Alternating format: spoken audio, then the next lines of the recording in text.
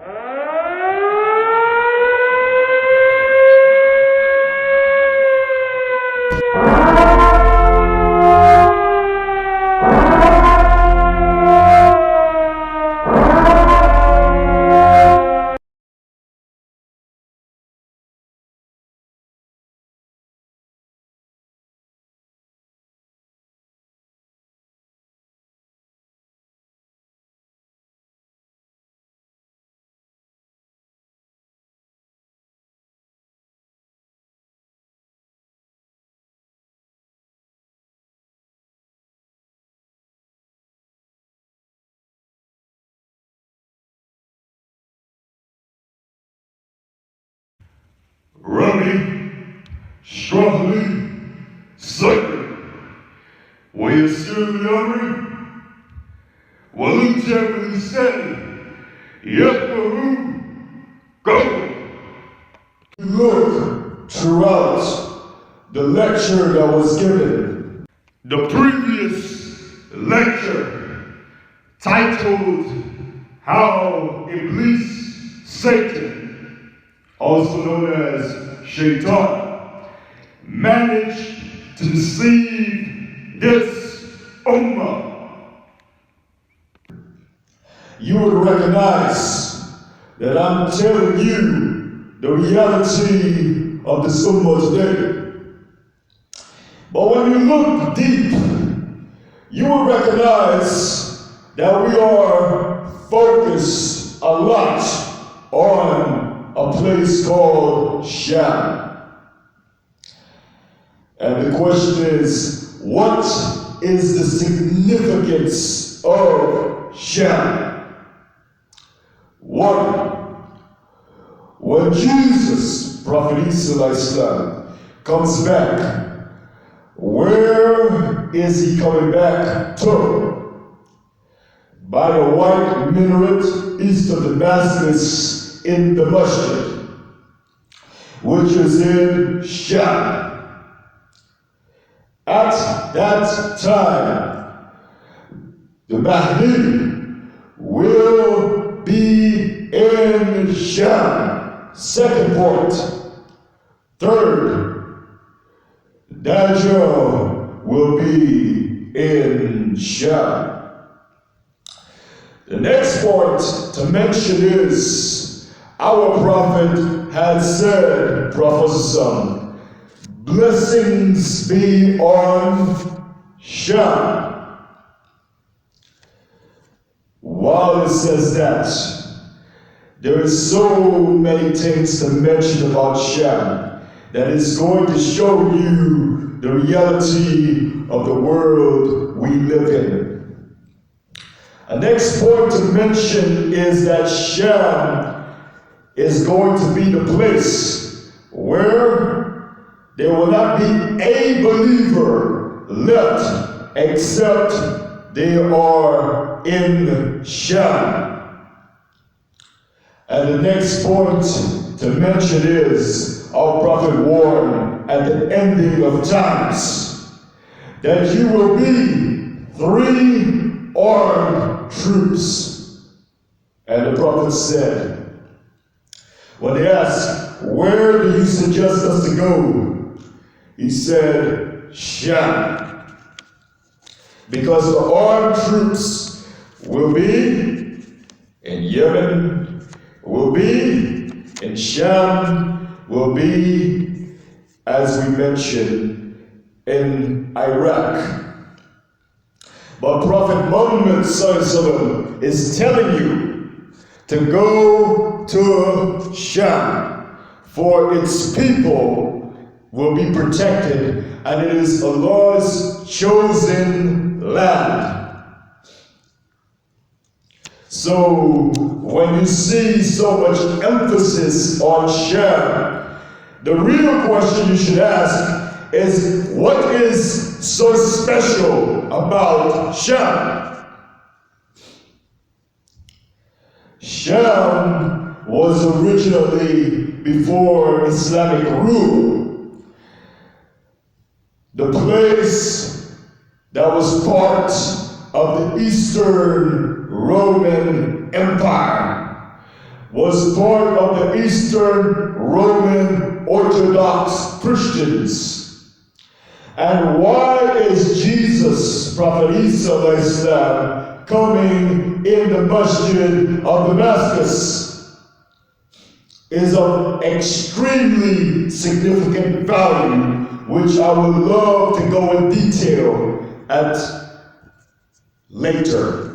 But right now, we need to focus on the reality of what's happening step by step. So first, the hadith says, it's authentic hadith, that the last hour will be when majority of mankind is ruined. Now, in Surah 19, verse 21 tells you these words. And it's talking about, in verse 20, Mary, how can I have a son when no man has touched me, nor am I unchaste? Then it was said about your Lord said, that is easy for me, in verse 21. And we wish to appoint him as a sign to mankind and a mercy from us, and it is a matter already decreed.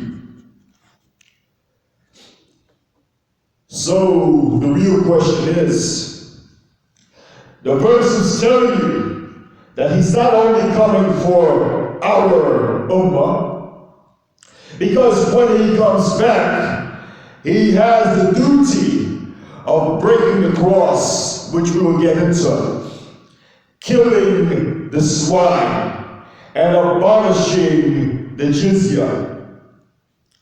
My question to you is, if you have to break the cross, what is the need to do that if you're only coming to this Ummah? Because we do not believe in the cross. In Surah 4, verse 157, tells you that Prophet Jesus ﷺ did not die on the cross as crucifixion. So when he comes back, his duty is to break the cross. What is it telling you? And in Surah 4, verse 159, tells you that there is none from the people of the book, but must believe in him before his death. Letting you know that the good Christians will accept him for what he says, because they must believe in him before his death. Now, the hadith then tells you that majority of man will be Roman, and that the Arabs will be very small in number. Actually, in the Quran, in Surah 17, verse 58, read what it says. There is not a town, nor a city, but it should be destroyed before the day of judgment, or punished with a dreadful penalty. See? And that is written in the record. So it's telling you that there's not a town nor a city that will be destroyed before the day of judgment. Those that have not been destroyed will be punished. Now, when it says that the last hour majority of man will be rolling is telling you places like China is destroyed. Places like India is gone, destroyed, in ruins. Places like Africa is going to be in ruins. And now I'm going to show you proof that the Muslim countries are going to be in ruins, and tell you who is behind the ruins. Because our prophet said these words in extreme detail. So my question for you is, the Quran and Sunnah is warning you. Why do you not take heed before it's too late? But before we go on, I need you to connect the dots before I can tell you the authentic hadith, what it says. Let's focus now on the hadith. It's mentioned in Sunan Abu Dawud 4299 that Ibn Omar radiallahu anhu reports that the Messenger of Allah, Prophet said, the Muslims will soon be besieged up to Medina, so that their distant frontier, their outpost, will be Salam. Now, you already know that there is hadith mentioning to you that the last of the Islamic cities to be destroyed is Medina.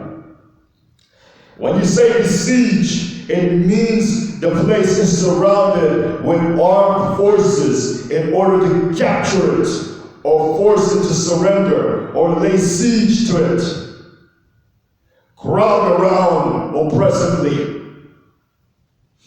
And so, if you see the hadith is telling you that you, the Muslims, will be besieged wherever you are up to Medina, then you will recognize how much of a disaster has to face, and what you think is bad, you cannot imagine what tomorrow will be. But make no mistake about it, that the reason why it's happening is because of you. Don't damn your mess upon everybody else, but take responsibility for your action. You might say that, oh, the greater Israeli project is going and planning this. But you see, Allah plans His plan. While they plan their plan, Allah plans His plan. And this is very shameful on your part, because it's true that Allah plans His plan, but what if I were to tell you that this is Allah's plan? It's mentioned, authentic hadith, narrated by the Thawban, radiallahu anhu, that the Prophet said, the people will soon summon one another to attack you as people, when they invite others to share their dish. Someone asked, would that be because you are small in numbers at that time? He replied, no, you will be numerous at that time, but you will be the scum and the rubbish, like that carried down by a torrent. And the Lord will take the fear of you, hear this, from the breast of your enemy, and last innervation into your hearts. Someone asked, what is Quran? And the Messenger of the Lord, Prophet said, he replied, the love of the world and dislike of death. Read the other hadith. It goes and said it deep.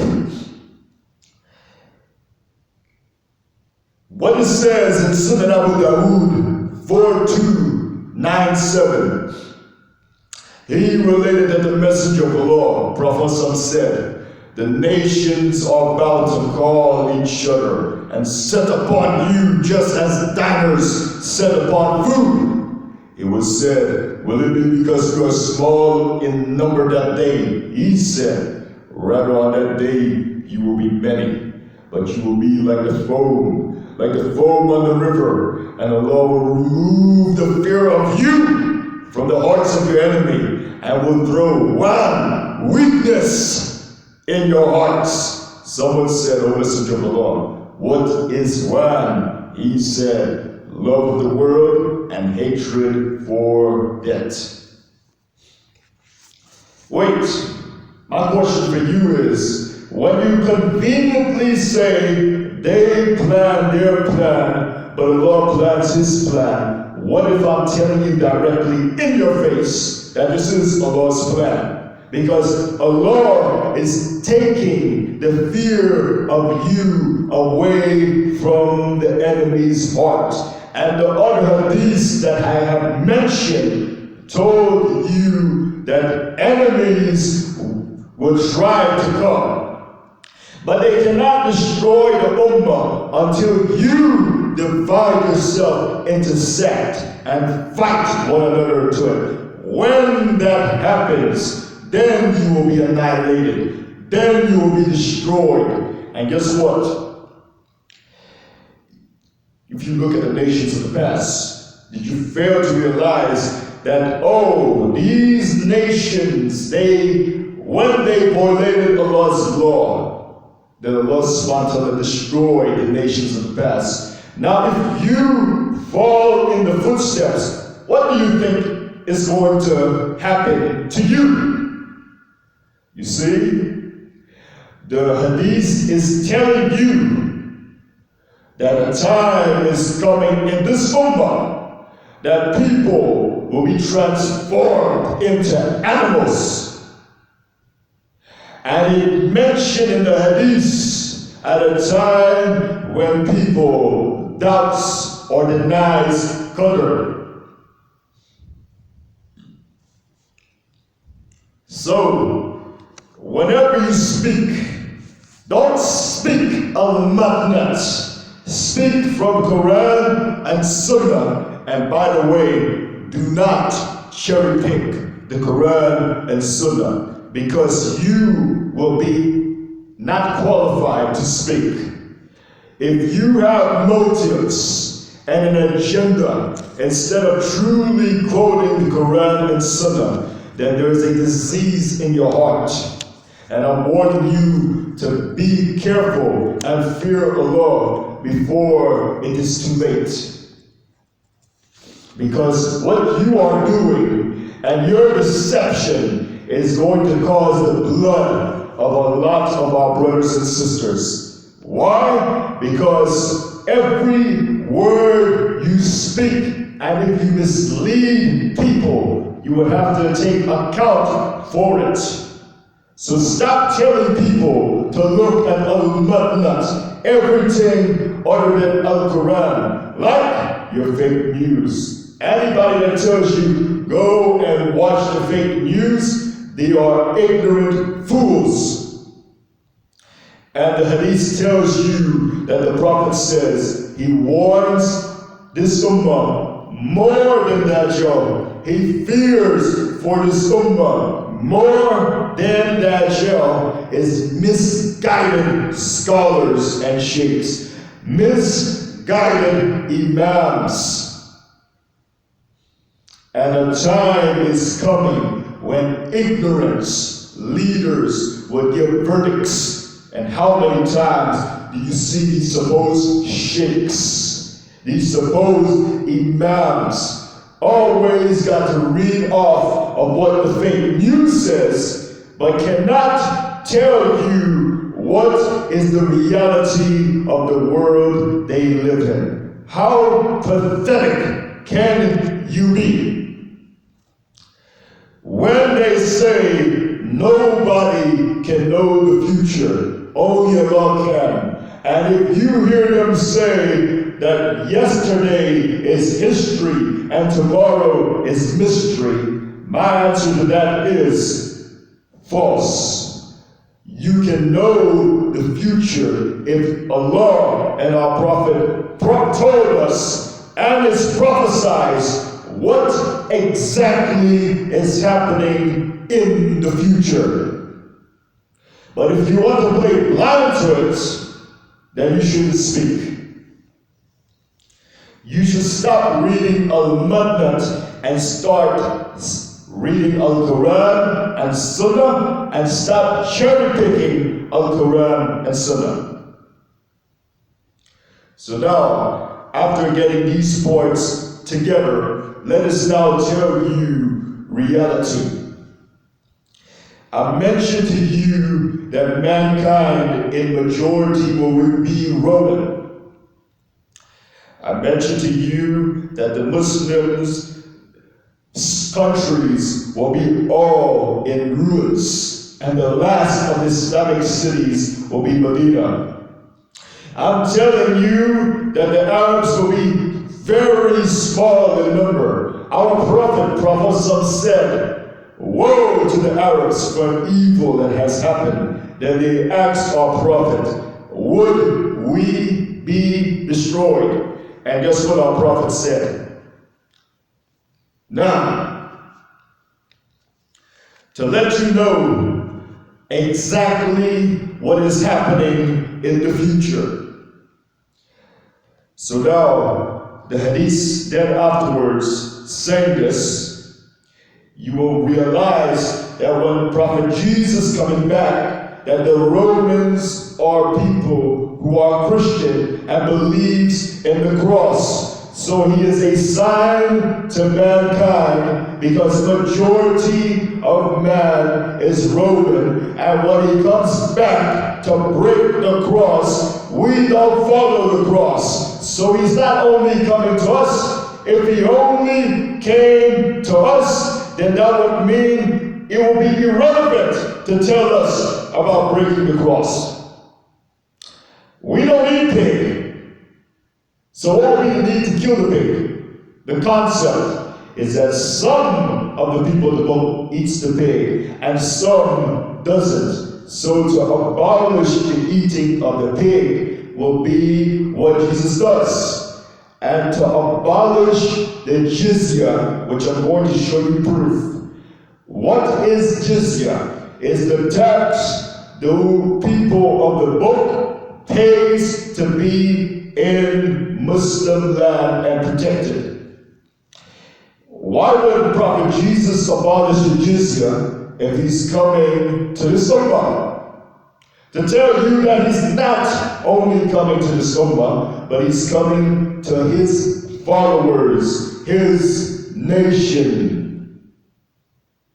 So that's why he has to abolish the jizya. By abolishing the jizya, that would mean that the people who follows him, because we don't follow Jesus, we believe that Prophet Jesus is a good prophet. We believe in all of the prophets, and we believe that they all said Allah is God. But do we follow Prophet Adam? No. Do we follow Alahisalam? Prophet Noah, Alahisalam? Do we follow Prophet David, Prophet Sulaiman, Prophet Musa, Prophet Jesus? Do we follow them? The answer is no. We believe in them as good prophets, but we follow Prophet Muhammad ﷺ. Why? Because the Sharia to different prophets were different. And we follow the last and final Sharia. So when we are in the grave, we would say, when it's asked who was sent, we would say Prophet Muhammad. Will we say Prophet Adam? The answer is no. Prophet Muhammad ﷺ is the one who we follow. But those who follows Jesus, when he comes back, he has the duty of correcting any misconception that came in, and they will accept the good Romans. Because what we're going to see now is that the Roman Empire had became divided, and then they completely had a long history, and I'm going to show you that. Eastern Roman Christians are going to accept Islam, and there is a reason why Prophet Jesus Alahisalam is coming back in the masjid of Damascus with the white minarets. Western Christians, on the other hand, will be defeated and will not accept Jesus for what he is, because our prophet made mention about it.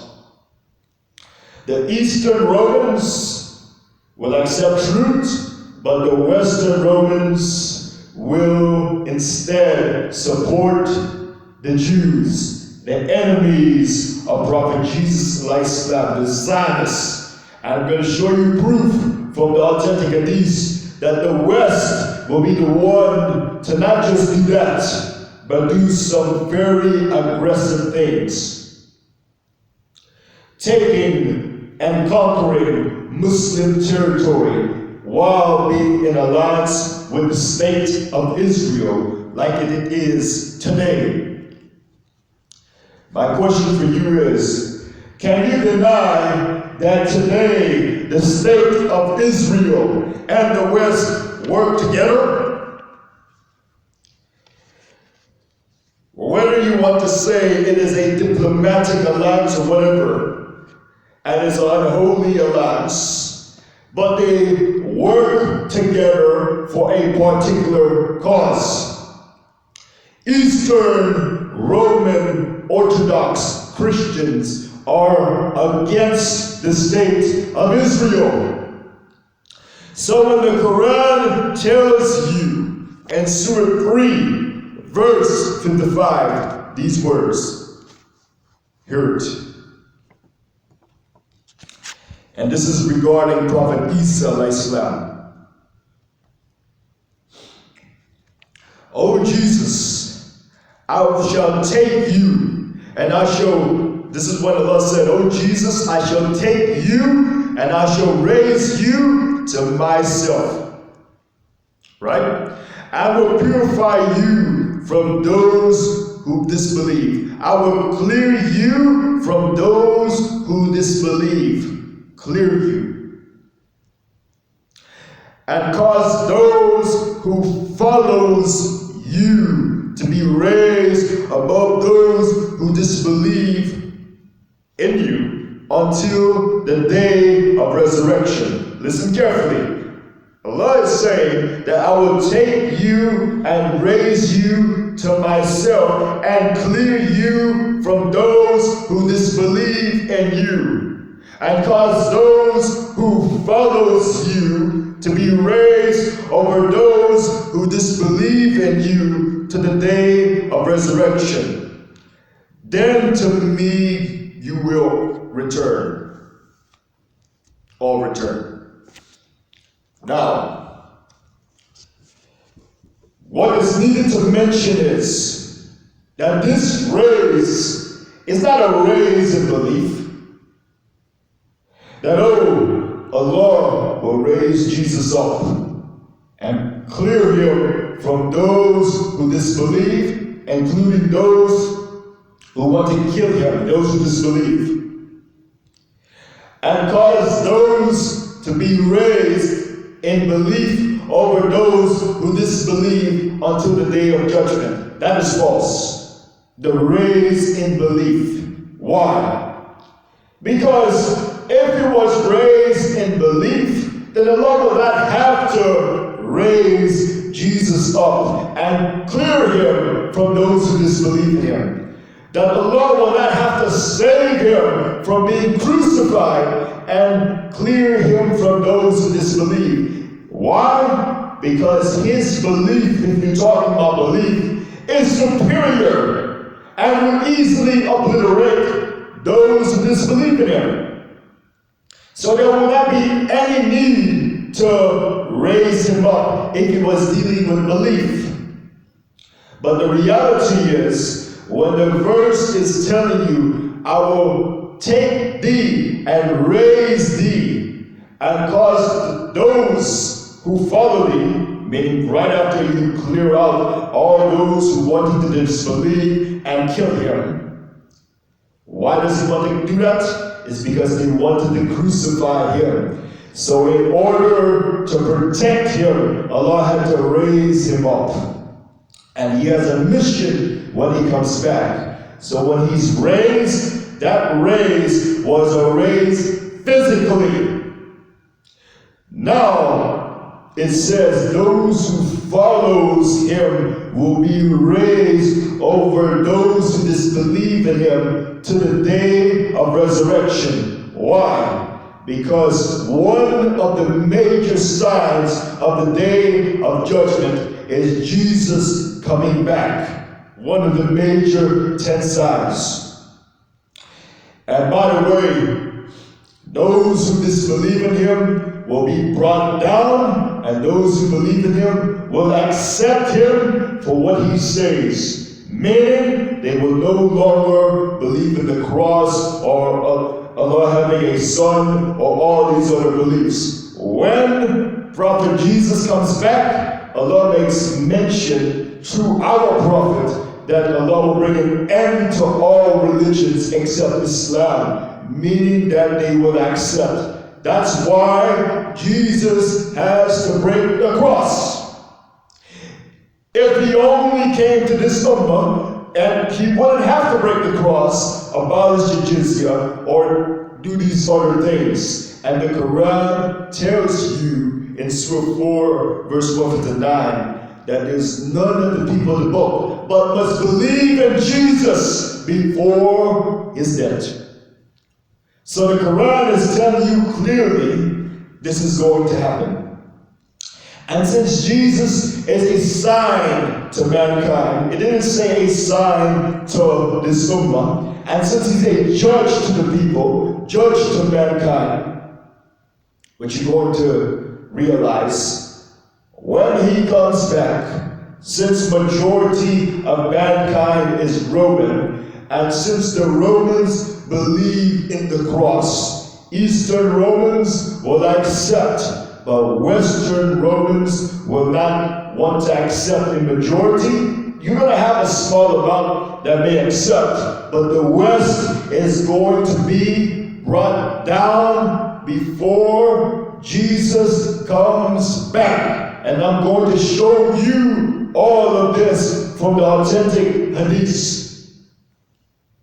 So when I'm finished, you have no excuse to realize the reality of the world we live in. But before I can tell you all these important information, you need to connect the dots. And then I will show you the hadith that goes with it. Now, let us now speak about what will happen with the West and the Jews, to show you a Judeo-Christian Western alliance, while Eastern Christians have been against Western Roman Empire and against this alliance and against Zionist Israel. By the way, you can't claim to be a follower of Jesus. I'm talking about Western Roman Christians. You cannot claim to be followers of Jesus and then at the same time support the enemies of Jesus. At that time, to this day, they say at the Zionist state of Israel today that Jesus is boiling in excrement.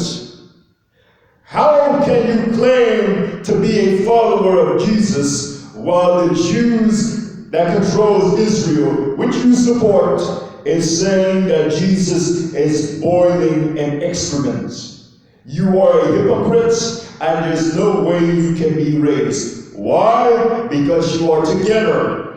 You are working in the same cause. So you are part of the disbelievers about Prophet Jesus being the Messiah and believing in what he says. So you as well will be brought down. And it's mentioned in the authentic hadith how. But before you are brought down, those in the West, I want you now, the Muslims, to recognize what is going to happen to you. That all the Islamic countries will fall. From Morocco to Hind, Pakistan, Bangladesh, destroyed. Iran, destroyed. Egypt, conquered. Iraq, conquered. Yemen, conquered. Sham, conquered. Arabia, destroyed. You think this is how it works? I'm going to show you the authentic hadith, making it clear about this, so you do not have any excuse. But before we do that, you need to know that the bad, not good Christians in the East, but bad Christians from the West will attack and conquer Muslim countries while in alliance with the Jews, and then it makes mention about after conquering Iraq, after conquering Yemen, Egypt, after conquering Sham, and mentioning Arabia destroyed. Guess what happens next?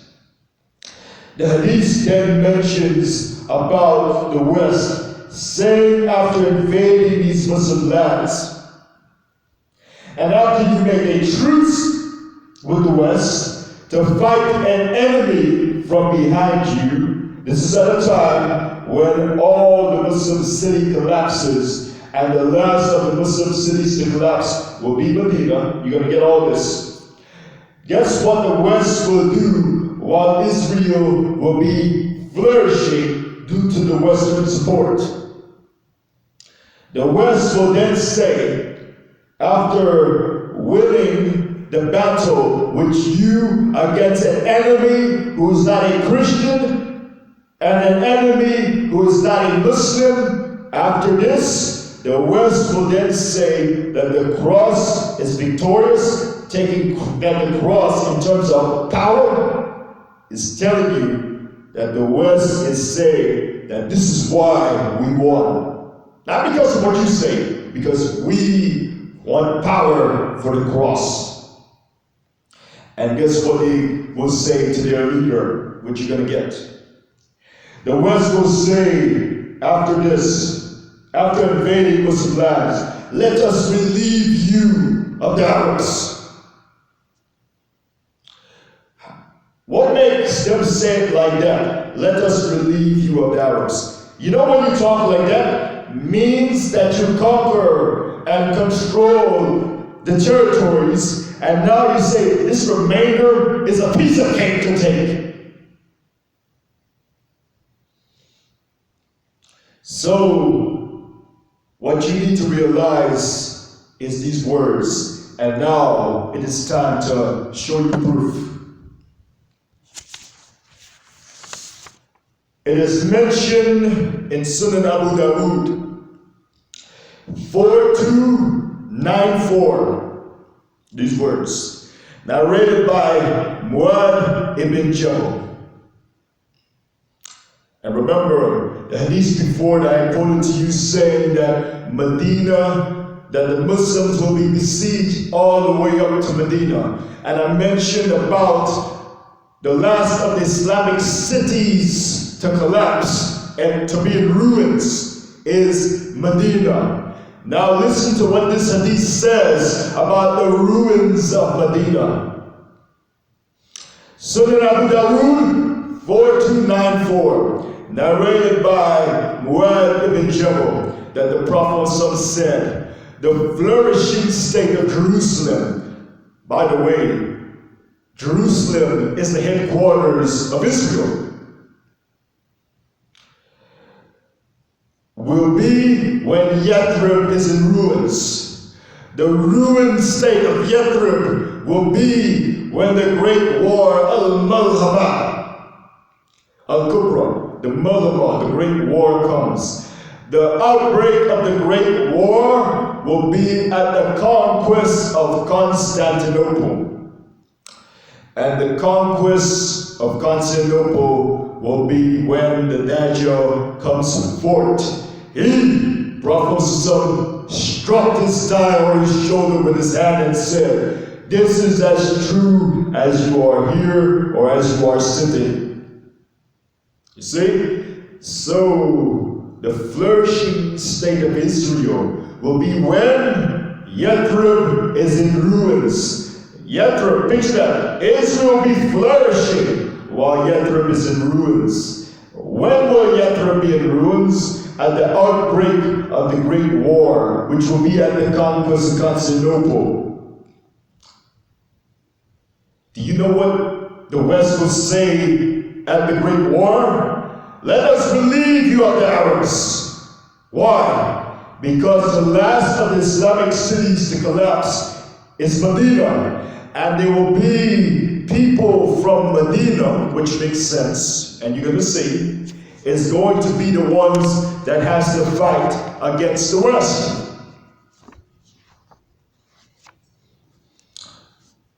What is going to happen is when the West says before they fight, "Let us relieve you of the Arabs," is meaning that the West is also flourishing and controlling territory, and they would have to now say, "Let us finish the remainder off." But before we go on and break deeper, let us read to you authentic hadiths to recognize that these territories are going to be conquered, and it mentions who will be behind it.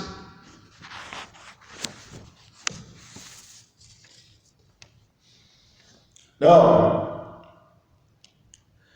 Sunnah Abu Dawood 3035. Abu Hurairah radiallahu anhu reports that the Messenger of Allah, Prophet said, "Iraq will prevent its measure, kafiz and dirham. Sham will prevent its measure, mudi and dinar. Egypt will prevent its measure, irdab and dinar. Then you return to the position from where you started." And Zuhair said this 3 times, and the flesh and blood of Abu Hurairah witnessed it. I want you to pay attention to the words, "You will return to the position where you started." Now, read Sahih Muslim 2896.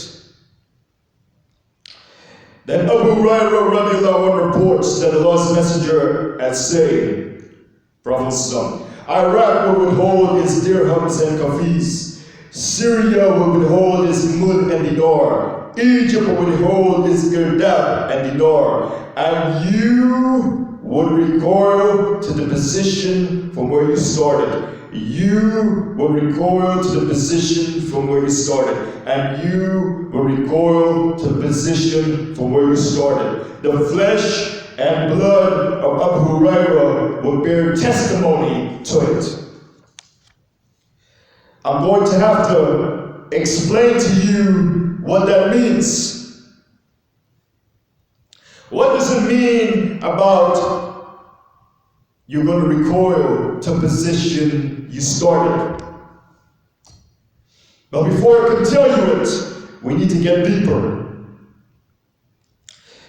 I want to repeat the hadith from Sunnah Abu Dawood 4299.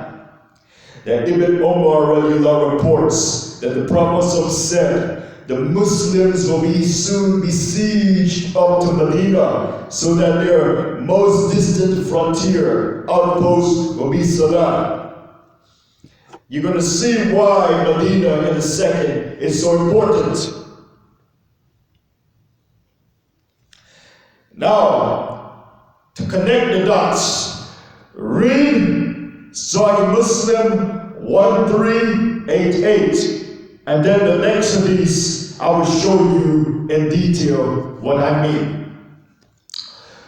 Sufyan bin Abu Zuhair radiallahu anhu reports the Allah's Messenger, Prophet has said, Sham will be conquered and some people will go out of Medina along with their families, driving their camels. And Medina is better for them if they were to know. I could probably in another lecture I'll have to explain what that means. But focus on the conquered part. Because Medina will be conquered. Then Yemen will be conquered. And some people will go out of Medina along with their families, driving their camels. And Medina is better for them if they were to know. Then Iraq will be conquered, and some people will go out of it along with their families, driving their camels. And Medina is better for them if they were to know.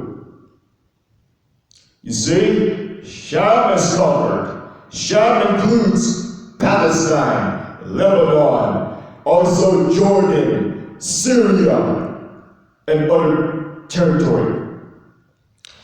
And to tell you, this is making it clearer and clearer that Jerusalem, when Yathrib is in ruins, when Medina, which is Yathrib, is in ruins, then it means that Israel, Jerusalem, Palestine, this whole piece is not in your hand. Syria is not in your hand. Lebanon is not in your hand. And I'm quoting to you from the words of our prophet. So don't tell me we don't know the future. Only Allah knows. If Allah revealed it to you through our prophet and you play blind, then that's your fault for reading Al-Mathnat instead of reading Al-Quran, which tells you to follow the Sunnah. You are the fault of why the Sunnah is in the state it's in. Don't blame anybody else except yourself. Now you're going to ask me, who is behind the conquering? Go to Sahih Muslim 2913. Abu Nadra radiallahu anhu reports, we were in the company of Jabir bin Abdullah, that he said, it may happen that the people of Iraq may not send their kafis and dirhams. We said, who would be responsible for it? He said, the non-Arabs. Then the hadith tells you who the non-Arabs are. Will prevent them. He again said, there is a possibility that the people of Sham may not send their dinars and muds. We said, who will be responsible for it?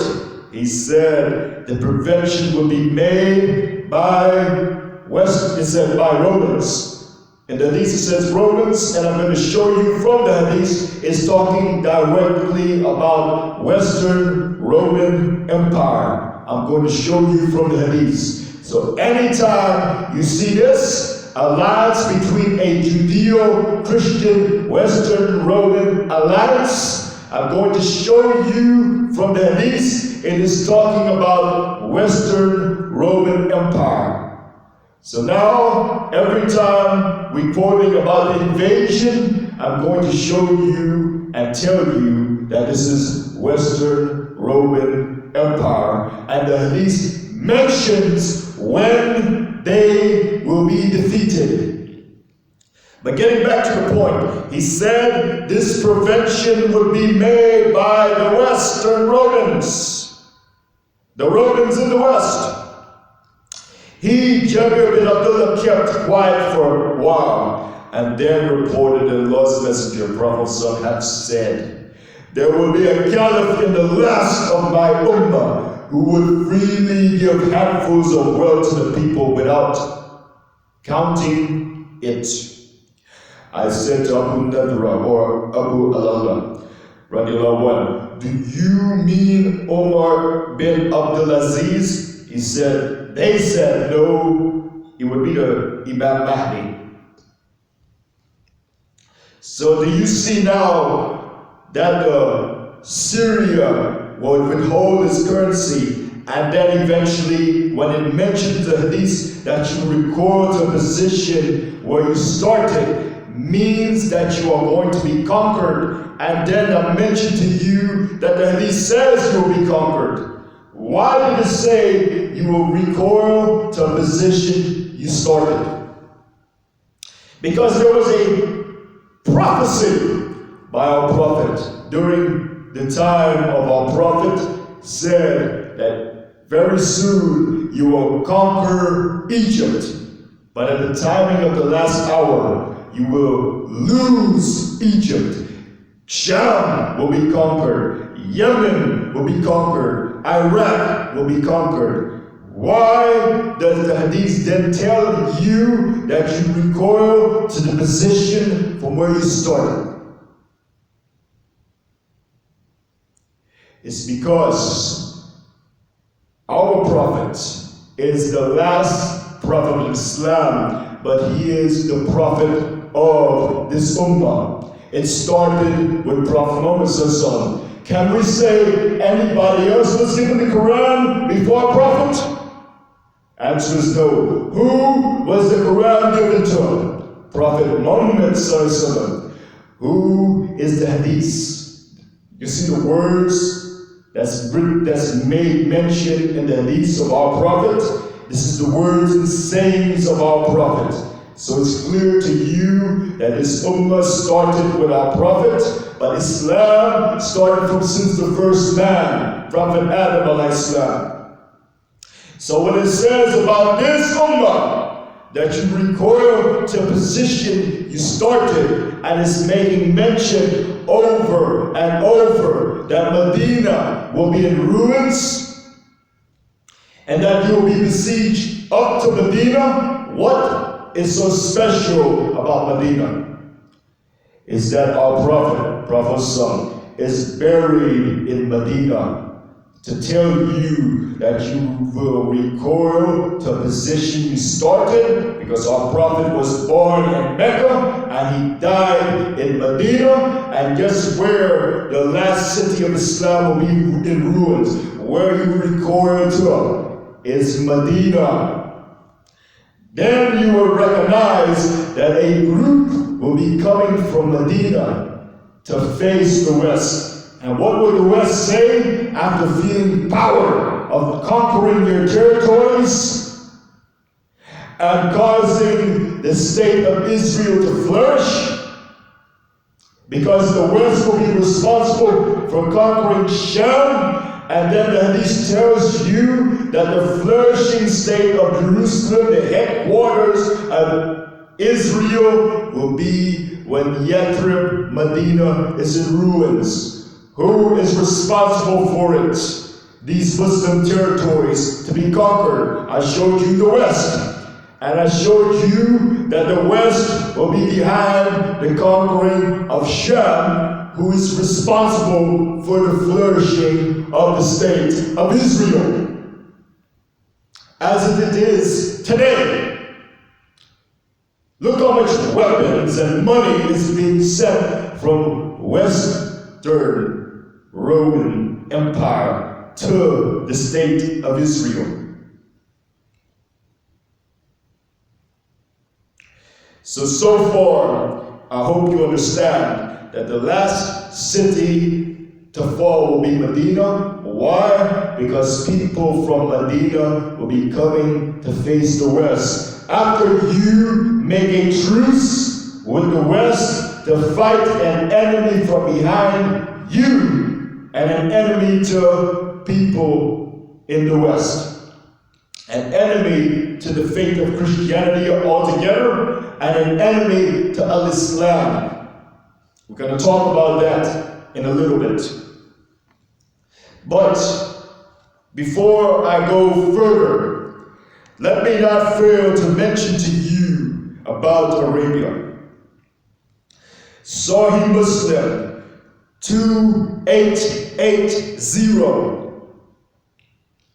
Zainab bin Jaish radiallahu anhu reports that the Messenger of Allah, Prophet His face was red. And hear this. And he said, there is no God but Allah. There is a destruction in store for Arabia.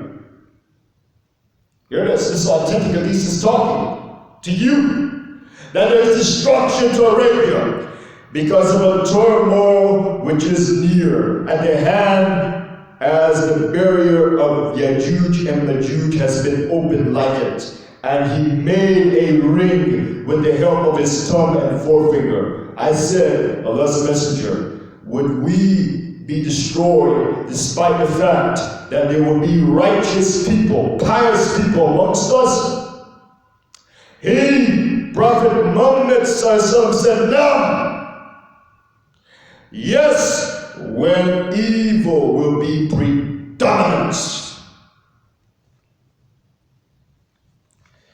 By the way, authentic hadith again tells you in Sunnah ibn Majah 3953. So for all these fools that said what happened in Syria, they feel a time of victory. What you just did was cause Syria to be demilitarized for the state of Israel to easily take over with the West. Thanks to you. Why? Because even though we don't support this man named Bashar Assad, but you did not have the wisdom to recognize what is the greater of the two evil and choose the lesser of the two. If you had the power to establish Akhiruzzaman wal Jama'ah rule that has no strings attached to Israel, has no strings attached to the Zionists and the Western Alliance, and truly follow Quran and Sunnah, we will love that.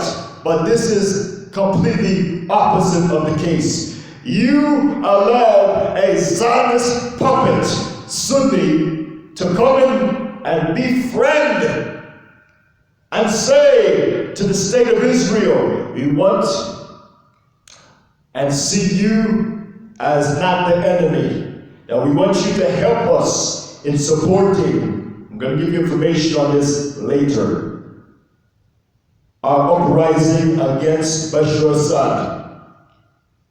And they say all these other things. And some of the people from this group says that we want Israel to come and invest in Syria. And so when people say this is a time of victory or this is a time of peace, they're so brainwashed because our prophet said Sham will be conquered. Not just Syria, but Palestine, Lebanon, Jordan,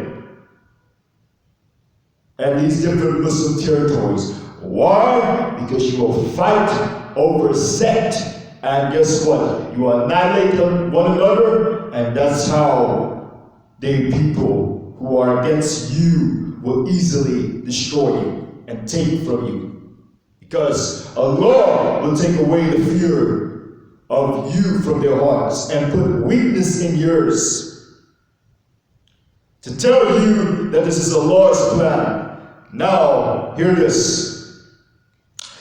Sunnah ibn Majah 3953. That Prophet woke up, read. This is narrated by Zainab bin Jaysh radiallahu anhu, and said, La ilaha illallah. Woe to the Arabs from an evil that has drawn nigh. Today, a hole has been opened in the barrier of Yajuj and Majuj. And he gestured to indicate the size of the hole. And Zainab radiallahu anhu said, I said, O Messenger of Allah, will we be destroyed when there are righteous people amongst us? He said, if sin and evil deeds increase.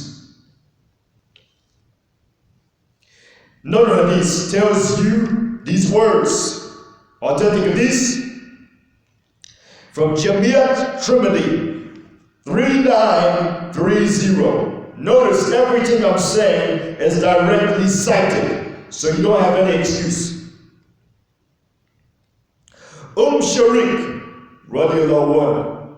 And by the way, when I'm talking about the Arabs being destroyed, don't forget the land of Hind will be destroyed. Don't forget that all the different Muslim countries will be in a state of ruins. And Islam will recoil back to a state distorted. You will be besieged up to Medina. From Morocco to Bangladesh is all destroyed in ruins. Now, let us focus. Jamia Trimidi 3930. Narrated by Sharik radiallahu anhu, that the Messenger of Allah, Prophet said, the people will flee from Dajjal, such that they will go to the mountains. Sharik said, O Messenger of Allah, Prophet, where will the Arabs be that day? He said, they will be few. Why? Because the lands will be conquered and you will be in a destroyed state. The remainder will have to obey in order to live in a way. They have to obey what the Zionists and what the Western Alliance tells you to do. Or else you will see what would happen to you if you go against. To let you know that tomorrow Sham is not in the hands of anybody claiming to be Muslim. Thanks to you, you will say Bashar Assad have strange beliefs, and I know he has extremely strange beliefs. The Nusayris or the Alawite have very corrupt beliefs that is out of the beliefs of Akhiruzzaman wa Jama'ah. Indeed. But did not the Prophet say that the religion of Islam will divide into 73 sects? All will be in hell except one, even though it's not right to be a sect. But then the Hadith tells you that the way you will be destroyed is by dividing yourselves up and fighting each other based on your sectarian, sect, schism, different beliefs in sects. And when that happens, the people who are going to be against you will easily take over you. And I showed you that this is Allah's plan. Why? Because He will take away the fear from the heart of your enemy while putting weakness in you. So don't tell me, oh, the Zionist state of Israel plan their plan, and then you have the fairy tale land of, oh, but Allah plans His plan. Indeed, Allah plans His plan, and this is Allah's plan. And you're going to see more hadiths to connect it in a little bit. But I need to show you that the last city to be in ruins will be Medina, and I need to explain why. Because you will then have this group coming from Medina while it is in ruins, and they will go and try to fight the West. Let me read to you some of these to connect the dots. Here are these words. This is a Sahih hadith, recorded by a Trimidi who said it is a Sahih Hasan hadith, and it is also classified as Sahih by Al-Hakim. Hear it. Besiegement Hakim radiallahu anhu narrates from his father that his grandfather said, I said, Messenger of Allah, where do you instruct me to go? And he said, there. And he pointed towards Al-Sham. Before the hour begins, Moses, hear these words to show you how much of a state of ruins the Muslim countries will be. Before the hour begins, most of the believers will migrate to Sham, to it. And there will not be any of the believers, any of them left, but he will go and live in Al-Sham.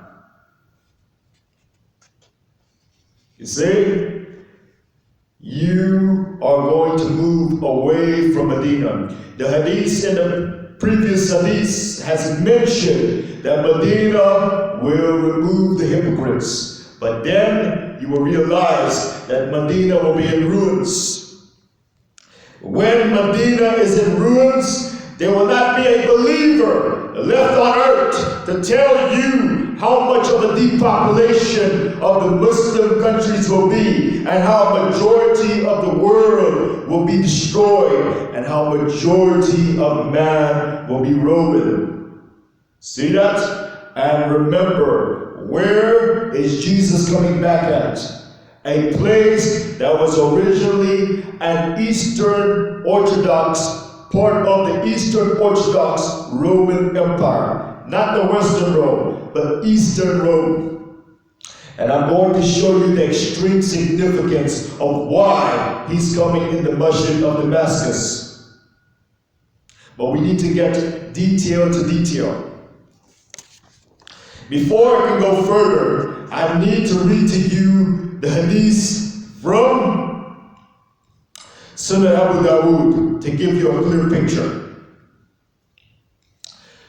Sunnah Abu Dawood 4294, narrated by Muaz ibn Jabal, that Prophet said, the flourishing state of Jerusalem, meaning the state of Israel, will be flourishing when Yathrib is in ruins.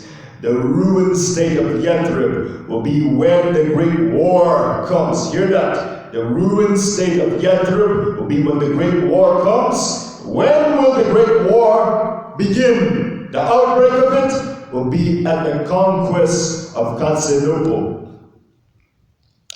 And the conquest of Constantinople will be when Dajjal comes forth. Picture that. He will be right at you that time. There's to tell you that right in between the conquest of Constantinople and Dajjal is such an extremely short period of time, and I'm going to show you proof afterwards. And Prophet stroked his thigh or shoulder with his hand and say, this is as true as you are here or as you are sitting. Now, why does it say that Yathrib will be when the great war comes? Because if you read the hadiths, you will find out that this army will come from Medina. Which hadith is it? It is from Sahih Muslim, and I'm quoting to you, so this is very clear. 2897. Abu Hurairah radiallahu anhu reports that Allah's Messenger, Prophet said, the last hour will not come until the Western Romans, the same Romans dealing with the West, would land, and it tells you the direction. What you need to do is take a map and dot it down. Land at Al-Amaq or Dabiq, Syria. An army, hear these words, of the best soldiers of the people of the earth at that time will come from Medina to counteract them. Why Medina? Because the last city of Islam to be in ruins is Medina, and the ruins of Medina is at the Malama and at the conquest of Constantinople. I'm going to show you. When they arrange themselves in ranks, the West will say, do not stand between us and those Muslims who took prisoners from amongst us. Let us fight with them. And the Muslim will say, nay, by Allah, we will never get aside from you and from our brethren, that you may, picture this, that you may fight them. They will then fight, and a third of the army would run away, whom Allah will never forgive. A third part of the army, which would constitute of the excellent martyrs in Allah's eye, would be killed, and there will be a third who would be never put to trial. And they will be the conquerors of Constantinople. Why will they be the conquerors of Constantinople? To tell you that tomorrow Constantinople is not in your hands, that Western Rome had taken control over it, and you would have to liberate Constantinople from Western hands. Now, and as they will be busy in distributing the spoils of war after hanging their swords by the olive tree, the Satan would cry, "The Dajjal has taken your place among your family." Then would they come out, but he would not be of no avail. Because Satan don't speak truth. And when they come to Sham, to Syria, he will come out while they would be still preparing themselves for battle, drawing up their ranks. Certainly the time of prayer shall come, and then the hadith tells you that Prophet Jesus Alahisalam would descend. I need to go to you later, the hadith of where exactly he's descending at. But now, before we can go further, we need to understand something even deeper. Is that where does the hadith mention about you fighting an enemy from behind? This is authentic hadith, by the way. It is from Abu Dawood, from Ahmed, from Ibn Majah, from Ibn Hibban, actually Sahih Ibn number 6708-6709, and Al-Hakim, who declared it Sahih. Look at what happens after Medina is in ruins while the state of Israel is flourishing, because the West conquered Sham and Jerusalem is part of Sham. And since the West conquered Sham, Israel flourishes due to Western support. Now, at the same time, you have Malhama al-Kubra. But right before Malhama al-Kubra, you have to fight an enemy from behind, who is an enemy against Christian, but this is the Christians in the West now, but they're against the faith of Christianity, and they're against the Muslims. After this, the West will then tell you, let us relieve you of the Arabs, to tell you, let us relieve you of the remainder. When they talk like that, it's telling you that we are in a position of dominance, of power. That the reason why we are saying this is because we believe in the power of dominating, using the cross for a worldly gain instead of faith and action. They want worldliness and power.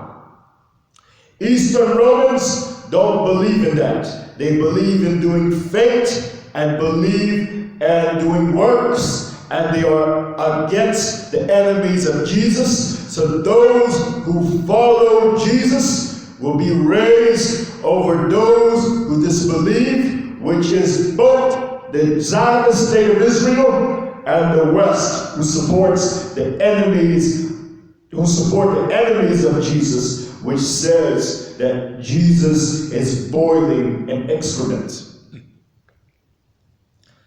Now, hear these words.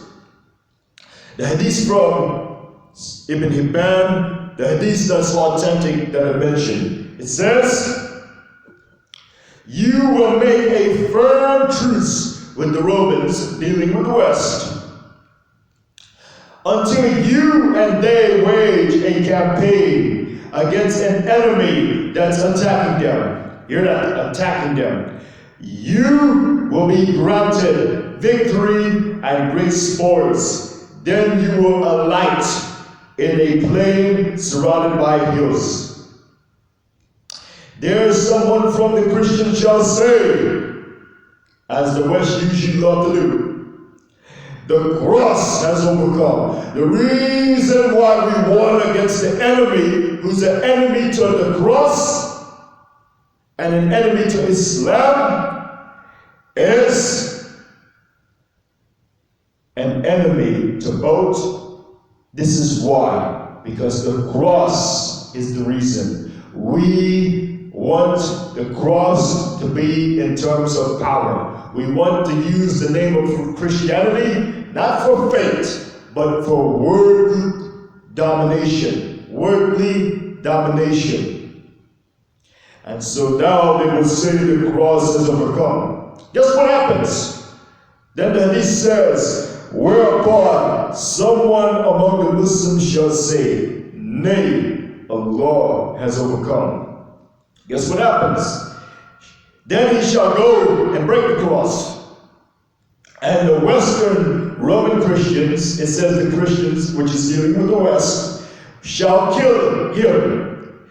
Then the Muslims shall take up their arms, and the two sides shall fall upon each other. What does that mean? It means that they now fight. And Allah subhanahu wa ta'ala shall grant martyrdom to the group of Muslims. After that, look at these words here. This is what you're looking for. After that, the Christians in the West shall say to their leader, we shall relieve you of the Arabs. And they shall gather up for great battle of Al-Malhama. Hear that? This is what will happen. After they say, we shall relieve you of the Arabs, they will great battle, gather up for it, and they shall come to you under 8 flags, each flag gathering 12,000 troops. Now, the hadith then tells you in other authentic hadiths, and the one right before it, where they will gather at. So all you need to do is take a map and map it out. And the hadith tells you that the enemy is from behind you.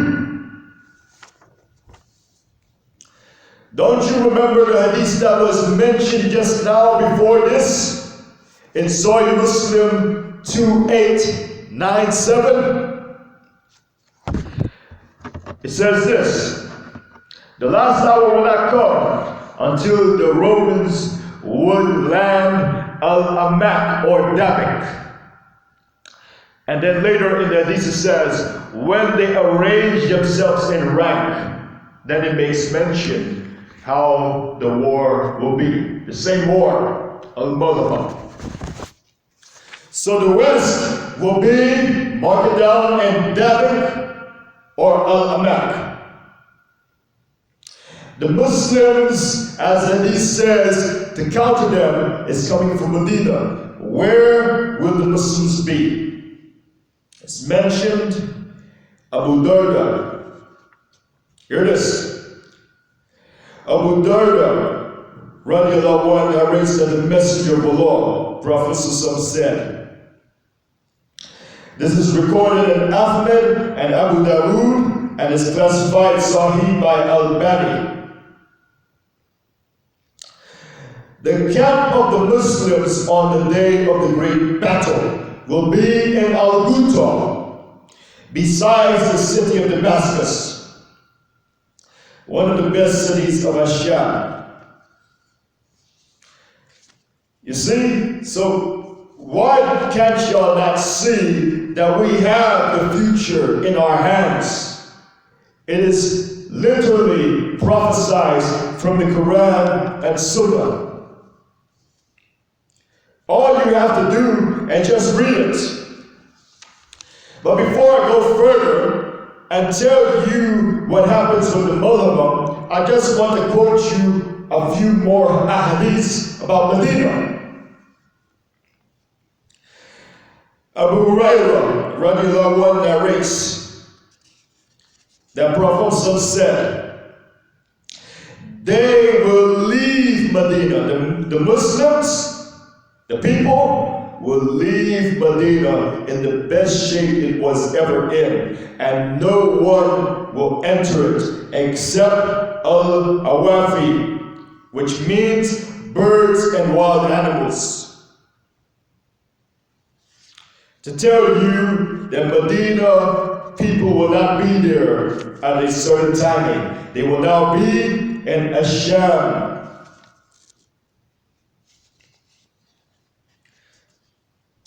So, after making that point, my question for you is this: what happens after this?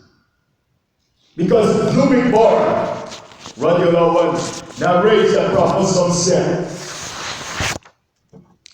and Sunnah Abu Dawood 4292, I heard the Messenger of Allah, Prophet said, you will make a secure truce with the Romans dealing with Western Rome.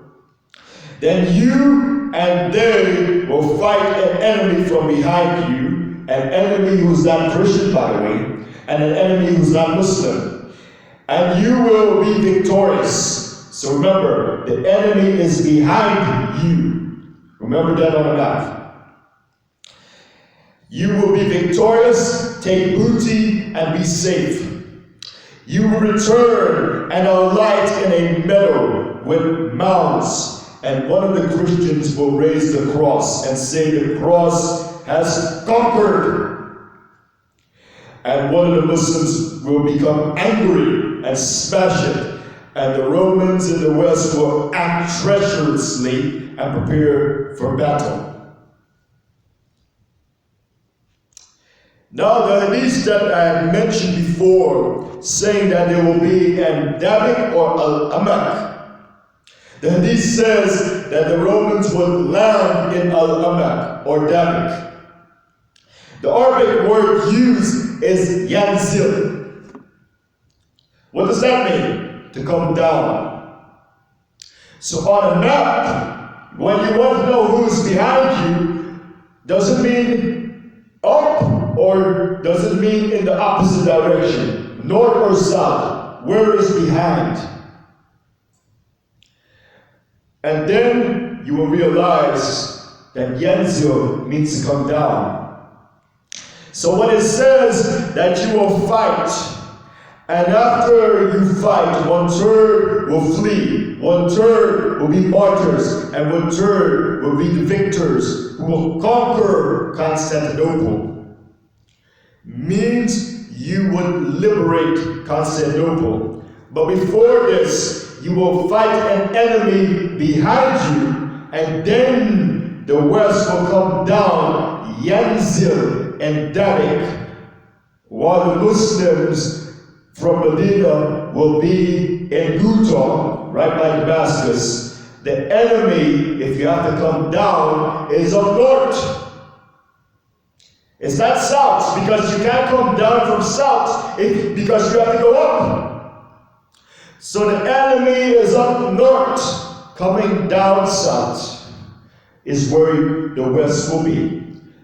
Is there an enemy up north that is behind you, behind the ports of Damascus, Ghouta, Constantinople, Al-Aman? Or you can say Dabiq, or you can say Idlib.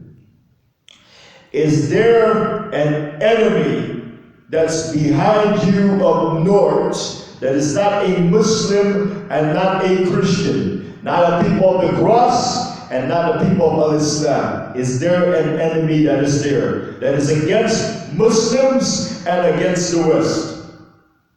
And the answer is yes. And it's directly behind, and it's there. Allah is the one who's the all-knower, but all you have to do is now draw the line.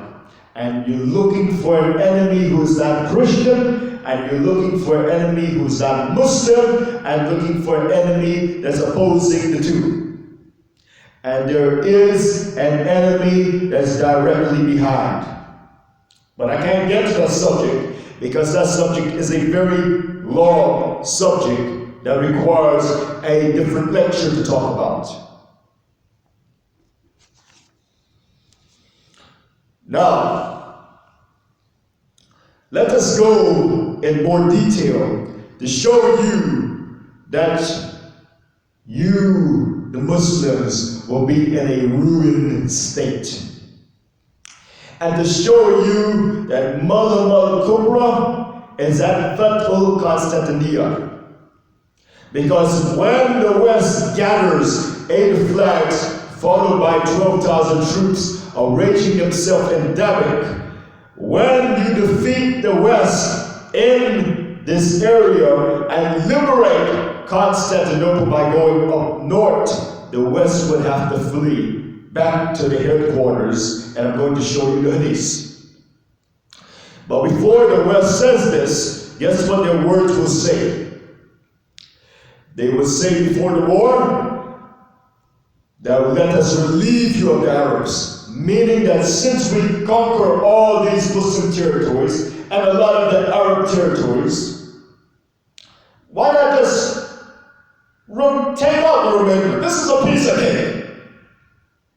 At the time when Israel is flourishing. So they're talking to you in terms of power. And when you make a truce from behind, they're going to talk to you in terms of power. Not on faith, but on worldliness and domination of power. Worldly domination. That is following and assisting the state of Israel, who are being completely against what Prophet Jesus said. They will then tell you that the cross is victorious. The cross is overcome. That is why we won. Not because you believe in Alahisalam, but because the cross is what was responsible to show you power again. Let us read Sahih Bukhari 3176. And I'm going to skip because of time. Auf bin Mali radiallahu anhu narrated, and it's in the hadith says this: then an affliction which no Arab house will escape, and then a truce between you and Bani al-Asfar, which is the Romans in the West, who will betray you and attack you 8 flags, under 8 flags. This is Mathnat al-Kubra, and they will be in Dabiq, Syria, and the hadith tells you that Mathnat al-Kubra will be at the conquest of Constantinople, telling you that when you defeat the West in the war, then you'll be the conquerors of Constantinople, because the Mahdi's army is to liberate all the territories that was in the rubble and in destruction. And when Jesus comes back, the only religion left on earth is Islam. Stop quoting only the good things, that Islam will be the only religion on earth, but fail to understand that every Muslim country, every city will collapse and recoil back to the state you began. Now, let us make it more clear what is going on, because you need to know the reality about what is happening in the world. We have the answer from our prophet. Now, let us read Sahih Muslim 2899. Usair bin Jabir radiallahu anhu reports, once there blew a red storm in Kufa, then there came a person who had nothing to say but these words, Abdullah bin Mas'ud radiallahu anhu, the last hour has come.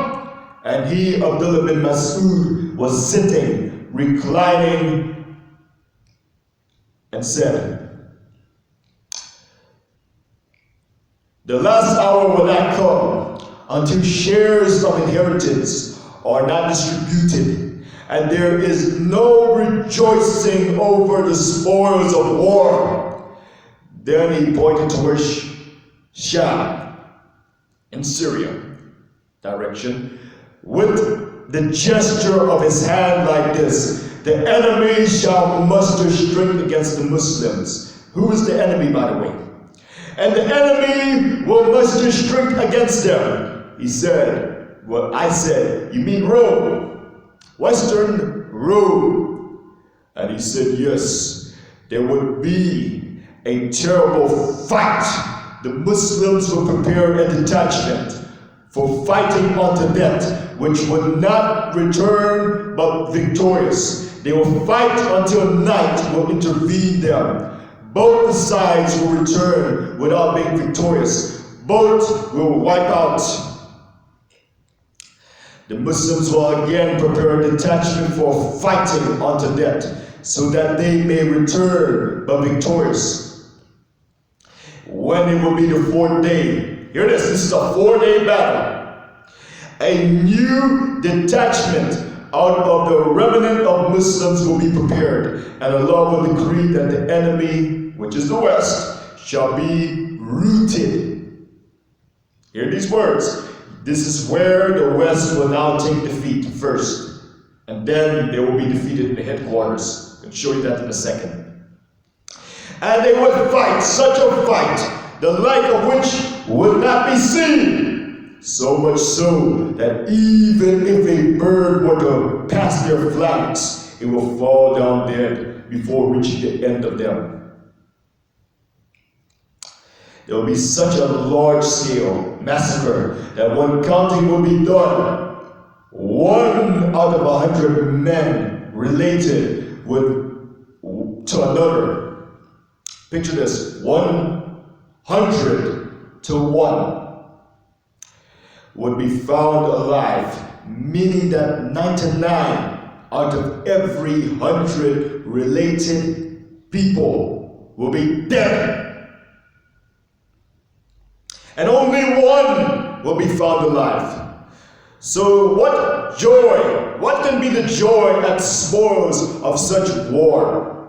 And what inheritance will be divided? They will be in this state that they would hear of a calamity more worse, more horrible than this, and a cry would reach them. The Dajjal has taken your place among your offspring.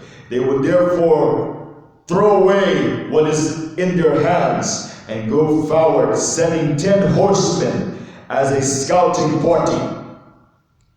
Allah's messenger, Prophet said, I know the names and the names of their forefathers and the color of their horses. They will be the best horsemen on the surface of the earth on that day, or among the best horsemen on the surface of the earth on that day. See? So the conquest of Constantinople and the Ummah. The Ummah is at the timing of the conquest of Constantinople.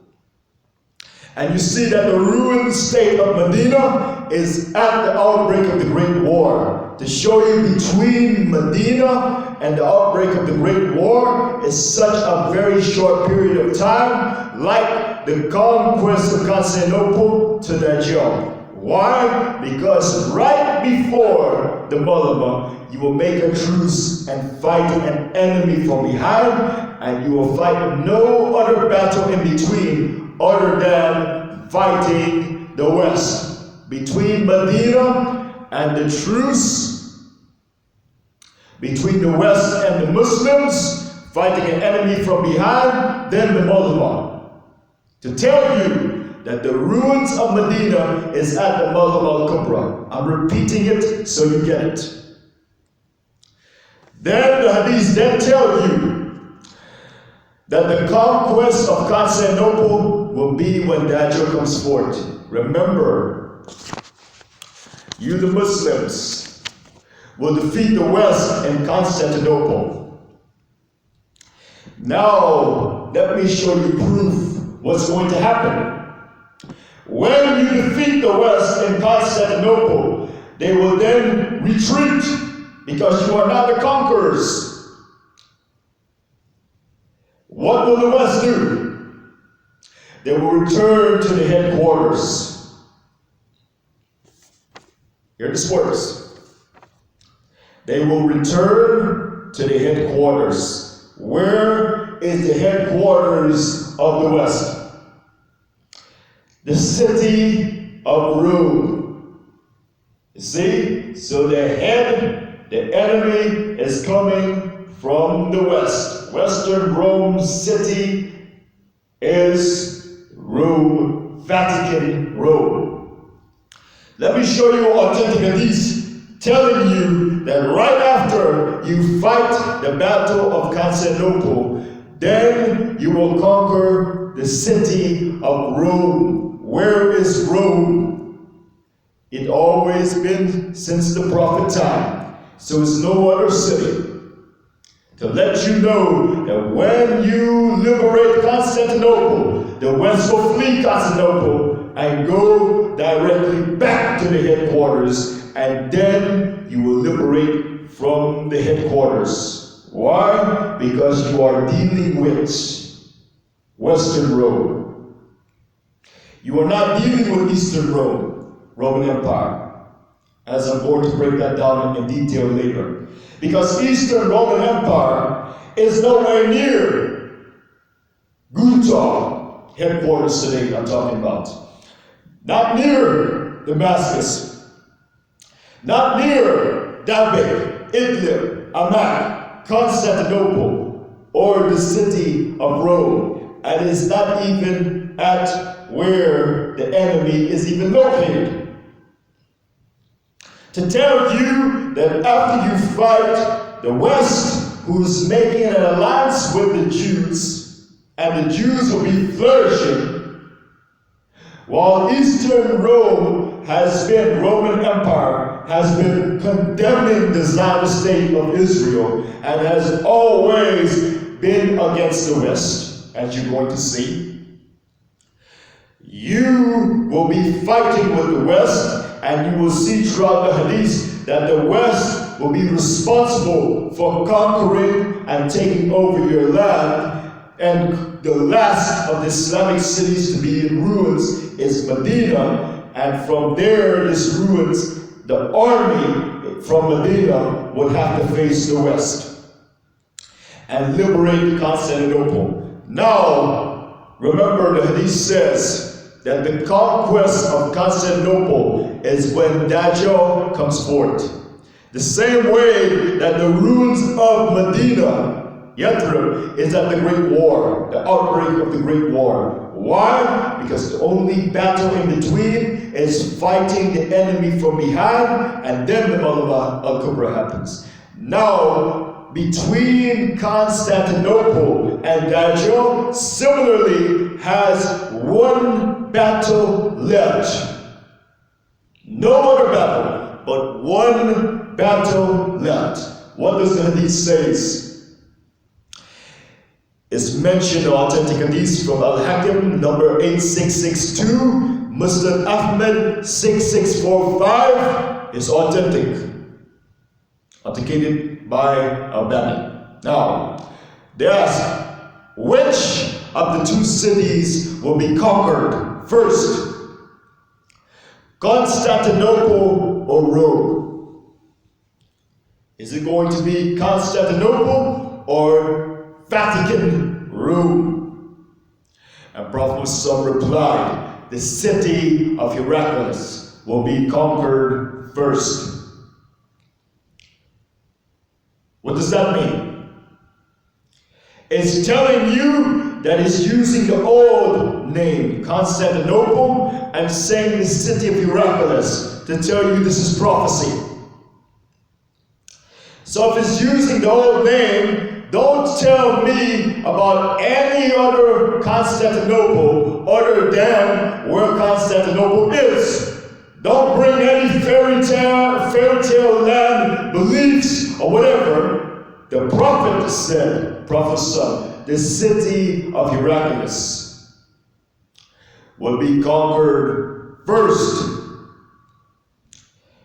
Then the city of Rome.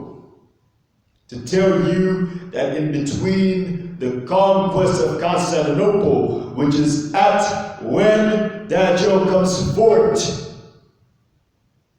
Because when Jesus comes back, while the Muslims coming from fighting the conquest of Constantinople will go to the Masjid of Damascus, right after they fight the West at the headquarters in the city of Rome. To tell you that the city of Heraclius, Constantinople, will be where it is during the prophet time to this day. If you're dealing with prophecy, then since the city of Rome is connected to the city of Constantinople, Heraclius, in the prophecy, means that the city of Rome is not going to be anywhere else than the headquarters of where it was during our prophet time. Because it says Constantinople has to be conquered first, then the city Vatican, Rome, will be conquered next. Make no mistake about it. Now, here it is. Sunnah ibn Majah 4091. I have to cut inside the hadith because of time. It was narrated by Jabir bin Sumara that Nafi bin Utbah bin Abu Waqas narrated that the Prophet said, then you will fight the Western Romans. It says the Romans dealing with the West, and victory will be granted by Allah. Then you will fight Dajjal, and the victory will be granted by Allah. Jabir radiallahu anhu said that Dajjal will not appear until you have fought the Romans dealing with the West. So when you finish fight the conquest of Constantinople, there will only be one battle in between, and then Dajjal comes forth. The same way that there's one battle in between the great war and the ruins of Medina. The ruins of Medina and the Malaba has one battle with fighting the enemy from behind. I'm purposely making this step by step so you can understand. I hope so far you understand each point. Now, what happens is that you will be the one to liberate Constantinople. And then it makes mention that Dajjal comes out. Why would Israel be flourishing? Because it is due to Western support. That's why the Hadith mentions that Medina will be in ruins at the time of the Great War, and the Great War is at Constantinople. Meaning that the West, hear this, the Great War is at the conquest of Constantinople, because the West would be invading Muslim land at the Great War, and then the West will say, let us relieve you of the Arabs, meaning let us relieve you of the remainder, meaning destroy the remaining of them, making Israel flourish due to the Muslim lands being conquered and of no threat to Israel, showing a Judeo-Christian Zionist alliance at work.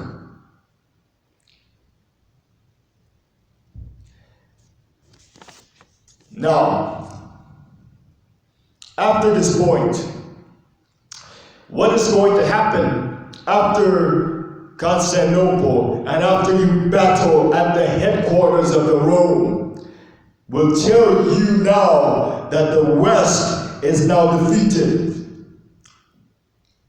What happens when the West is defeated? Because the Hadith says that Dajjal will not be coming forth until you defeat the West.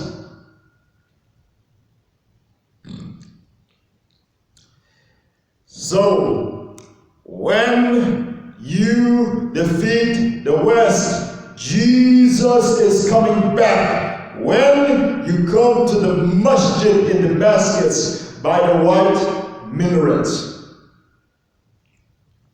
And I'm going to have to tell you the importance of why Prophet Jesus ﷺ is coming back at the white minaret in the masjid of the east of Damascus.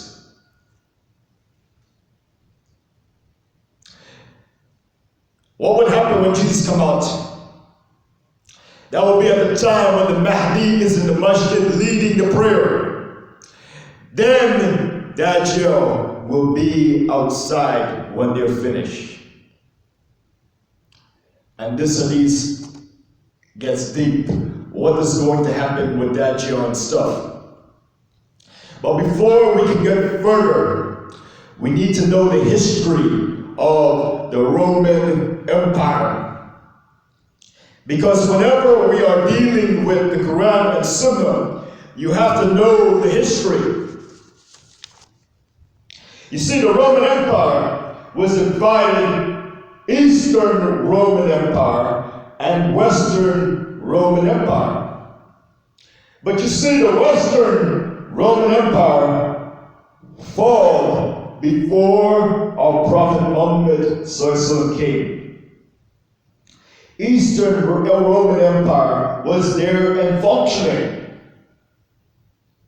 Eventually, Eastern Roman Empire was able to gain all of the fallen Western Roman territory. During Justinian rule from 527 to 565, he was able to reclaim most of the Western territory. Western Roman territory. So the Roman territory became one back due to the Eastern Roman Empire taking back it. But you see, the people in the East and the people in the West were divided. They didn't like each other. The ones in the West had different beliefs. They even spoke different languages, different language. The alphabet was different, and there's many things that were different. What Heraclius was doing for some time, Heraclius was focused on uniting the empire, which is a very long history. That's why when our Prophet was talking about Heraclius, our Prophet said that Herakle is the leader of Rome. To let you know that Eastern and Western Rome, the emperor was in control of it both. But the people were divided, which you are going to see. And that's why you need to know the history to see what happens after this. Now, the thing that I need to mention to you about is that soon after time had passed, guess what had happened? Both the East and the West were becoming more and more divided. As more years passed, they were becoming divided. And so now you can see that Eastern Roman Empire has its side, and then you can see that Western Roman Empire has its side. I hope you are getting the history one by one.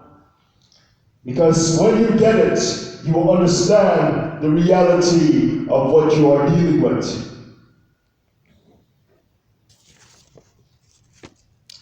Now, after they became divided, do you know what happened?